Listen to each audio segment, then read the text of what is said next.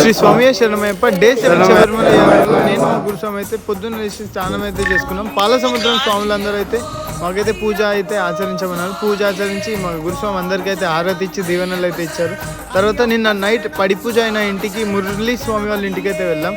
So అక్కడికి వెళ్ళొచ్చి పాలు అయితే తాగాం అండ్ వచ్చి నెక్స్ట్ ప్యాకప్ చేసుకొని స్టార్ట్ అయిపోయాం. స్టార్ట్ అయిపోయినాక లేపాక్షికి వెళ్దాం అనుకున్నాం కానీ చాలా లోపలికి ఉంది 20 కిలోమీటర్స్. సో మాకు తక్కువ డేస్ ఉన్నాయి కాబట్టి మేమైతే దాంట్లో వెళ్తుండగా పాదయాత్ర చేస్తున్న స్వాములు అయితే కనిపించారు. మా యొక్క ఈ సైకిల్ యాత్ర, బుల్లెట్ యాత్ర కొన్ని అనుభవాలు షేర్ చేసుకున్నాడు.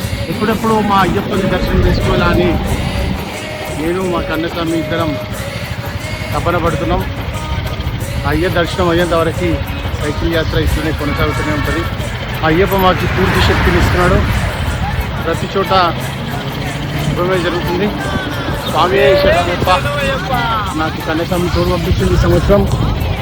దారిలో ఇంకా బీచ్ అయితే చేసుకున్నాం. మంచి స్పాట్ కనిపించింది అండ్ నెక్స్ట్ పార్ట్లో ఇంకేం జరిగిందో చెప్తాను.